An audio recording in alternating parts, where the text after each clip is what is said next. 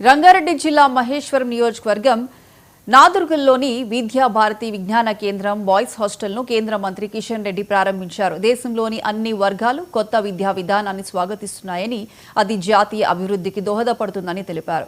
విద్యా విజ్ఞాన శక్తి ప్రపంచాన్ని శాసించగల సామర్థ్యం కలిగి ఉందని ఆయన అన్నారు.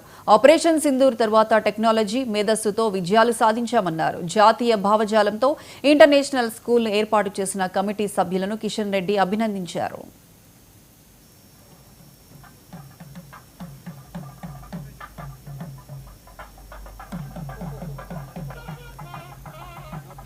నాదర్గుల్లో ఈరోజు సరస్వతి విద్యాపీఠం ఆధ్వర్యంలోని ఈ యొక్క ఇంటర్నేషనల్ స్కూల్కి సంబంధించినటువంటి బాయ్స్ హాస్టల్ భవన నిర్మాణం పూర్తి చేసుకొని ఈరోజు ప్రారంభించుకోవడం జరిగింది.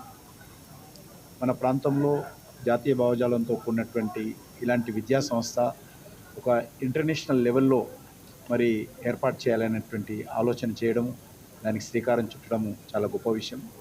భవిష్యత్తులో ఈ స్కూలు అన్ని రకాలుగా ఇక్కడ ఉండేటువంటి తెలంగాణ రాష్ట్రమే కాకుండా హైదరాబాద్ నగరాన్ని కూడా చాలా ప్రత్యేకతగా ఉన్నటువంటి ఒక విద్యా సంస్థగా అభివృద్ధి చెందేటువంటి అవకాశం ఉంది. ఈ సంస్థ సంబంధించినటువంటి మరి తరగతి గదులు ఇప్పటికే ప్రారంభమైనవి.